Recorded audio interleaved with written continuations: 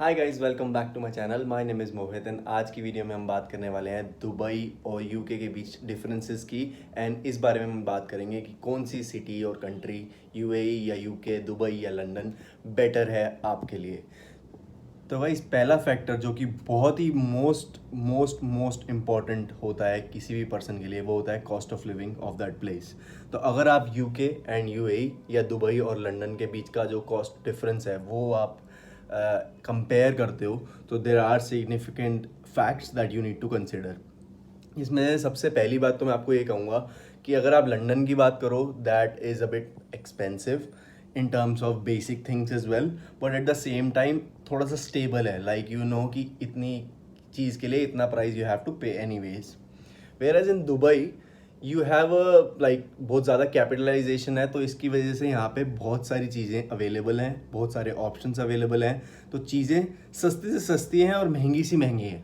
So in short सबके लिए सब कुछ मिल जाएगा आपको, बट अगेन इसके भी एक्सेप्शंस हैं। तो अगर हम कंपेयर करें कौन सी सिटी ज़्यादा सस्ती है, तो ऐड से सस्ती महंगी का कंपैरिजन नहीं, लेकिन अगर आप कम पैसे में कहाँ सर्वाइव कर सकते हो, तो आई वुड से आप दुबई में ऑफ कोर्स कम पैसे में सर्वाइव कर सकते हो, बिकॉज यहाँ पे हर किसी के लिए हर कुछ है। लाइक इतनी सारा शेयरिंग जगहें हैं रहने के लिए। And I am not talking about कि वो कितनी अच्छी हैं कितनी बुरी है, यहाँ पे बात हो रही है कैन यू सर्वाइव और नॉट। कितने सारे सस्ते रेस्टोरेंट्स हैं खाने पीने के लिए, अनलाइक यूके एंड लंदन जहाँ पे बहुत सारी चीज़ें, ये सब चीज़ें एक्सपेंसिव हैं। स्पेशली रेस्टोरेंट्स हो गए, या थिंग्स लाइक आपको बाल कटाने जाना है, या थिंग्स लाइक टैक्सी जो कि काफ़ी महंगी है वहाँ पे। सो ये सब चीज़ें, ट्यूब, एक एक ट्यूब का जो खर्चा है 3-4 पाउंड हो जाता है वन वे का, विच इज़ रियली एक्सपेंसिव। लेकिन यहाँ पे वही चीज़ 3-4 दिरहम से स्टार्ट हो जाती है अगर आपको थोड़ी सी दूरी पे जाना है। तो these are the things that I have taken into consideration, जो कि डेली लाइफ बेसिस की हैं। तो इस मामले में मैं कहूँगा कि दुबई थोड़ा सा रीजनेबल पड़ेगा अगर आप सेम अमाउंट दोनों जगहों पे अर्न करते हो तो। और अगर आप चाहते हो कि आप थोड़ा सा कॉम्प्रोमाइज़ करके रह लो, so you might be able to do so here in Dubai. Where as in UK you have certain expenses जो कि फिक्स हैं, but at the same time मैं ये नहीं कहूँगा कि दुबई किसी भी मामले में यूके से महंगा नहीं है। ऐसा बिल्कुल भी नहीं है। कुछ फैक्टर्स हैं जहाँ पे अगर आप दुबई में वही चीज़ कंपेयर करते हो यूके से, तो वो चीज़ महंगी है। फॉर एग्ज़ाम्पल इंटरनेट, फ़ोन के बिल, ये यूके कंपैरिजन में 3 से 4 गुना महंगे हैं। तो ये एक फैक्टर है। इसके अलावा थोड़ा सा रेंट में हल्का फुल्का डिफरेंस है, वो डिपेंडिंग करता है आप कौन सी लोकेशन पे हो। एंड या these are the main things I would say about the cost of living. खाने के मामले में you might be able to kind of get some things in Dubai on a cheaper basis compare to London, but again जो factors हैं वो बहुत सारी चीज़ें इन्वॉल्व करते हैं। रेंट अलग एक इम्पॉर्टेंट फैक्टर है। जब आप कहीं भी सिटी से या देश से आप बाहर से किसी दूसरे में ट्रैवल करते हो, जो आप कंसिडर करते हो, तो इस मामले में अगर हम कंपेयर करें यूके, यूएई या दुबई वर्सेस लंदन, तो दुबई में आपको 10 टाइम्स ज़्यादा ऐसी प्लेसेस मिल जाएंगी जहाँ पे आप इकोनॉमिकली ज़्यादा रीजनेबल प्राइस पे रह सकते हो।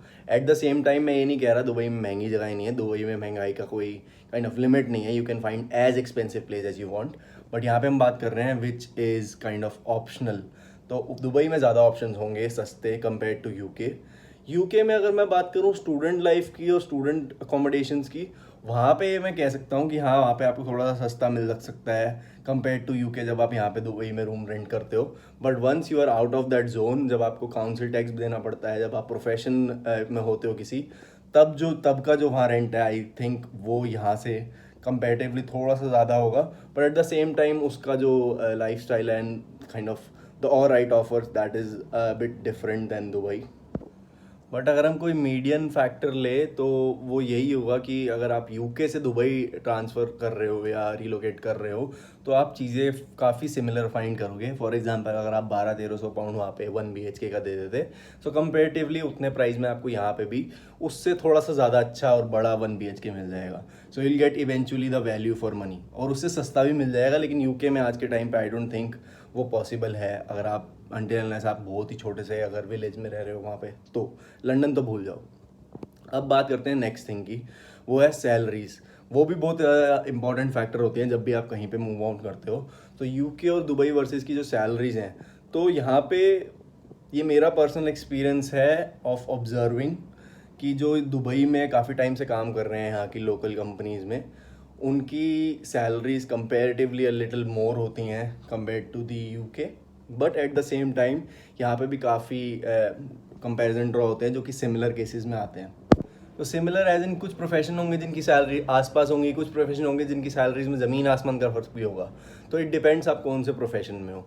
एंड मोटा मोटा टैक्स नहीं है यहाँ पे, तो यहाँ के लोगों का जो इनकम है वो थोड़ा सा बढ़ जाता है। एट द सेम टाइम अगर आप यूके में हो और आप टैक्स पे कर रहे हो तो आपका वहाँ पे थोड़ा इनकम घट जाता है। But at the same time अगर आप वहाँ लॉन्ग टर्म में रह रहे हो तो आपको उसके अकॉर्डिंग बेनिफिट्स भी मिलते हैं। दुबई में ऐसा नहीं है, सो दैट इज़ अनदर केस। लेकिन अगर आप कुछ प्रोफेशन देखो, फॉर एग्जांपल एचआर हो गया या कुछ अकाउंटेंट वाली जॉब्स हो गई, तो उनकी सैलरीज यूके में एक स्टेबल हैं कि ये रेंज है सैलरीज़ की, इतने से इतनी। लेकिन दुबई में ऐसा कुछ भी नहीं है। अगर आपके पास एक्सपीरियंस है तो you will get as high as possible. अगर आप फ्रेशर हो या नए नए आए हो तो आपको थोड़े पे भी हायर किया जाता है। तो यू वोंट बी सरप्राइज और डोंट बी सरप्राइज कि अगर आप देखते हो कि कोई एचआर का बंदा यहाँ पे 5,000 दिरहम कमा रहा है एंड कोई एचआर का बंदा यहाँ पे 15,000 दिरहम कमा रहा है। सो इट डिपेंड्स कि उसको लोकल एक्सपीरियंस कितना है really, and that is how it works here. Where as in the other side of the ocean it is like the range is very much stable. Work life balance, another important factor, and I definitely say UK और London will win in this because वहाँ की जो system है of corporate culture है वो बहुत ही ज़्यादा polite, soft and kind of set rules हैं उसके। तो आपका वर्क लाइफ बैलेंस वहाँ पे मोस्टली इफेक्ट नहीं होता अगर आप काइंड ऑफ एक कॉर्पोरेट जॉब में हो अच्छी। वहाँ पे आपका सेट आवर्स होते हैं and you are free on weekends अगर आपका जॉब इन्वॉल्व नहीं करता। अगर जॉब इन्वॉल्व करता है तो उसका कंपनसेटरी ऑफ मिलता है आपको। एंड इसके अलावा anything that you do overtime you are paid for it, just because वहाँ पे सब NI पे रिकॉर्ड होता है। Nobody can kind of get you to work extra legally. Whereas in Dubai, I have heard like the kind of work hours are not a bit defined or kind of यहाँ पे 48 hours per week होता है allowed, whereas ये UK में I guess 40 ही है and mostly जो है काम वहाँ पे इससे भी कम होता है। सो इन टर्म्स में मैं देखूँ तो वर्क लाइफ बैलेंस में UK थोड़ा सा ऊपर रखूँगा मैं दुबई से, but again it can vary for person to person. अगर आप एजुकेशन के लिए प्लान कर रहे हो इंडिया से निकलने का और आप कंफ्यूज हो कि मैं दुबई से पढ़ूँ या फिर यूके से पढ़ूँ, तो मैं आपको एक चीज़ ये बताना चाहूँगा कि दुबई में आज के टाइम पे ऑलमोस्ट हर कंट्री की रिनोन्ड जो यूनिवर्सिटीज़ हैं उनके बेस यहाँ पे हैं। चाहे वो DMU लेस्टर हो, DMU दुबई में भी है, चाहे वो अमेरिकन यूनिवर्सिटी हो, चाहे वो कनाडा की यूनिवर्सिटीज़ हो, चाहे वो UK की और अदर यूनिवर्सिटीज़ हों। यहाँ पे एजुकेशन हब है, सारी यूनिवर्सिटीज़ की एजुकेशन है। मिडिल सेक्स जो लंदन में है वो भी मिडिल सेक्स दुबई में भी है। इसके साथ साथ जो आप पढ़ाई करते हो तो आपको जो डिग्री मिलती है वो भी UK की स्टैम्प डिग्री मिलती है। तो ऐसा नहीं है कि आपका जो रिकग्निशन है वो कहीं नहीं जाएगा। उस मामले में यू वुड फाइंड कि जो पढ़ाई के लेवल पे बात है वो सेम है, कुछ गलत नहीं है। फीस भी मैंने कंपेयर करी है, बहुत ज़्यादा डिफरेंस नहीं है। So it pay similar amount. The only thing is जब आप पैसे भर के जाते हो so you try to kind of at least earn some bit, at least to kind of survive by yourself, जो कि अपॉर्चुनिटीज़ काफ़ी ज़्यादा होंगी compare to west other country में। जैसे UK की बात कर रहे हैं हम, वहाँ पे आर्ली रेट होता है, पार्ट टाइम जॉब्स होती हैं, आप 20 आवर वर्क कर सकते हो। यहाँ पे ऐसा कंसेप्ट मैंने नहीं देखा। तो यहाँ पे अगर आप आ रहे हो पढ़ने तो you have to be prepared कि आपको अपना खर्चा कैसे निकालना है। अनटिल अनलेस आप कोई जॉब ढूंढ लेते हो या कुछ अपना करते हो या anyways you kind of earn, that is a different thing. But जैसा UK में कंसेप्ट है आर्ली अर्न करने का, इतना यू कैन अर्न एंड उतना आप सेव कर सकते हो, ऐसा कंसेप्ट मैंने यहाँ नहीं देखा। सो इस वे में नंबर 1 डिफरेंस है स्टडी में कि वहाँ पे अर्निंग पार्ट टाइम अपॉर्चुनिटीज़ ज़्यादा हैं। इसके अलावा जो कल्चर है एंड जो काइंड ऑफ सराउंडिंग है, वहाँ पे आप जाओगे तो सराउंडिंग डिफरेंट कंट्रीज़ की होगी। यहाँ पे आप आओगे तो यहाँ पे आपको मोस्टली काइंड ऑफ एशियन बच्चे ही मिलेंगे and that too like majority of them would be born and brought up here. So that is another difference. But अगर आप बात कर रहे हो एजुकेशन की, एजुकेशन है कहाँ पे बढ़िया, तो आई वुड से कि जो UK है वहाँ पे जो नॉर्मल गवर्नमेंट स्कूल्स हैं वो सबके लिए फ्री होते हैं, प्राइवेट स्कूल्स काफ़ी महंगे होते हैं। दुबई में गवर्नमेंट स्कूल्स का कंसेप्ट जो एमिरातीज़ हैं उनके लिए ही है आई गेस, एंड जो बाकी सब होते हैं एक्सपैक्ट्स उनके लिए कोई फ्री स्कूल का चक्कर नहीं है। लेकिन there are lot of schools from different countries and teaching different curriculums. तो अगर आप यहाँ पे रहते हो, अगर आप अपने बच्चे को पढ़ाना चाहते हो, so you have multiple range of curriculum, चाहे वो CBSE हो, चाहे वो IB हो, चाहे वो और किसी कंट्री का हो जो भी पॉपुलर है। सो आप वो चूज़ कर सकते हो, एंड डिपेंडिंग अपॉन वो कौन से काइंड ऑफ ब्रांड के हैं या वो कहाँ पे हैं, तो उनकी फ़ीस भी वेरी करती है, सस्ते से सस्ता भी है और महंगे का भी कोई लिमिट नहीं है। सो दैट इज़ अनदर पार्ट। इसके अलावा बात आती है वेदर की। तो मोस्ट ऑफ जो लोग ये वीडियो देख रहे हैं उनको पता ही होगा कि दुबई जाना जाता है इसके हॉट वेदर के लिए, यूके जाना जाता है इसके ठंडे और रेनी वेदर के लिए। बट थोड़ा सा उससे डीप में जाते हुए कि यूके में अबाउट अप्रॉक्स 200 से या उससे ज़्यादा दिन जो है वहाँ बारिश गिरती है। दुबई में गर्मी का लेवल आई गेस लास्ट कुछ 5-6 सालों में बदल चुका है, एंड ये अब मोस्टली 4-1 महीने की ही रहती है, जो कि अनटॉलरेबल वाली होती है। उसमें भी यहाँ की गवर्नमेंट ने काफ़ी सारे इंतजाम कर रखे हैं, ऐसे ट्रैक इंडो सिस्टम बना रखे हैं जो कि AC कंट्रोल्ड हैं, एंड यहाँ पे सारे घरों में भी एयर कंडीशन होते हैं, so that you don't need to worry about that. But हाँ, जो मोटी मोटी समर होती है तो आप कह लो मई से शुरू होके सितंबर तक लास्ट करती है, एंड मई के भी एंड तक। This year it has been quite good so far. लेकिन अगर आप यूके में बात करते हो, वो बारिश गिरनी ही गिरनी है, ठंड होनी ही होनी है। हीटर्स वहाँ पे भी हैं, लेकिन वहाँ पे आउटडोर सिस्टम हीटिंग का ऐसा कुछ कॉन्सेप्ट नहीं है। अगर आपके पास कार नहीं है, so you have to be prepared with a lot of मोटी मोटी jackets and umbrella, rain coats and all, because बारिश जब हो रही है you can't do anything, and जो आपको काम करने हैं वो करने ही है। सो थोड़ा सा एक डिप्रेसिंग सा भी हो जाता है कई बारी जब आप ओवर रेन देखते हो, not because of rain, just because of sun not coming, and always cloudy and dull रहता है, and so that is another factor of it. I am not demotivating anyone, but that is the truth.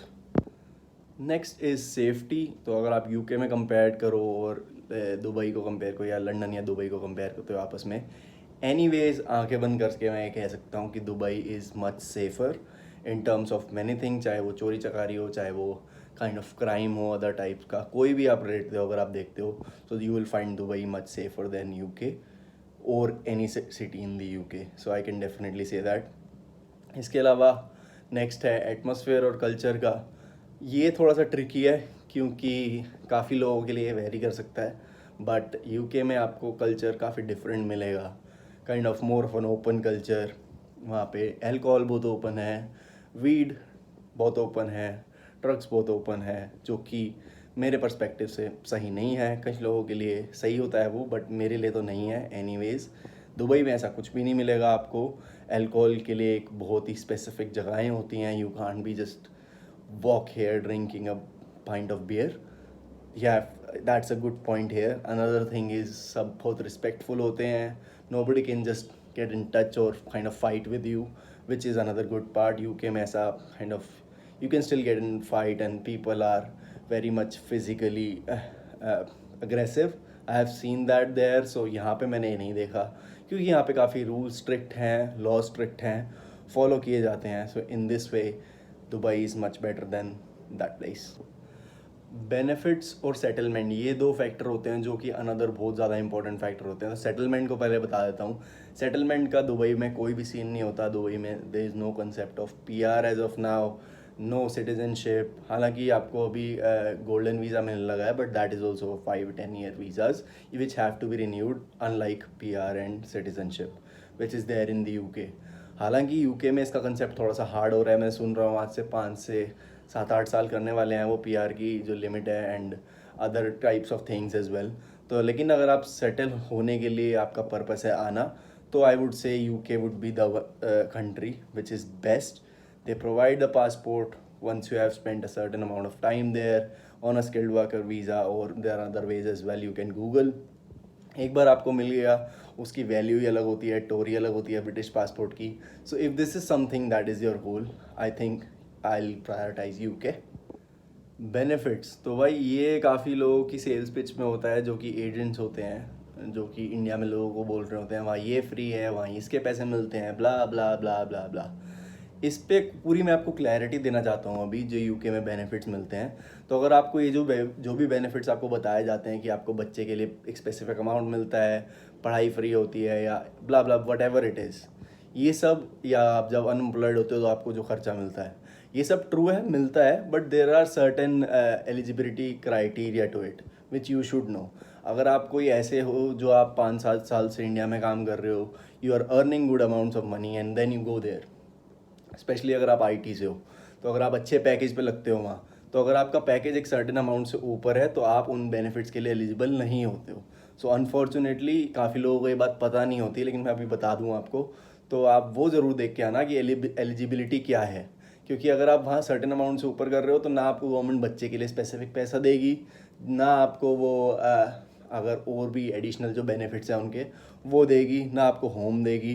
तो ये सारी चीज़ें तब होती हैं जब आप सर्टेन बिलो अमाउंट कमा रहे होते हो, which you obviously won't be doing अगर आप स्पेशली अच्छे पढ़े लिखे हो और आप अच्छी जॉब करने जा रहे हो उधर। तो दुबई में ऐसा कोई बेनिफिट्स का चक्कर नहीं है, सबको पता ही है, क्योंकि यहाँ पे हम टैक्स नहीं देते, तो हम बेनिफिट्स भी यहाँ पे किसी को नहीं मिलते। हालांकि जो यूके में बेनिफिट्स हैं उसमें अगर आप शुरू के 2-3 साल बिताते हुए जब तक आपको पीआर नहीं मिलती, so you don't get those additional benefits, which is true. आप स्टिल टैक्स देते हो, आप स्टिल एनआई पे करते हो, आप स्टिल काउंसिल टैक्स देते हो, बट आपको सारे बेनिफिट्स वो नहीं मिलते जो एक सिटीजन को मिलते हैं। So this is something that you also need to consider as well. तो गाइज ये थे 10 ऐसे फैक्टर्स जिनके बेस पे मैंने दोनों कंट्रीज़ और सिटीज़ को काइंड ऑफ कंपेयर किया अपने एक्सपीरियंस से।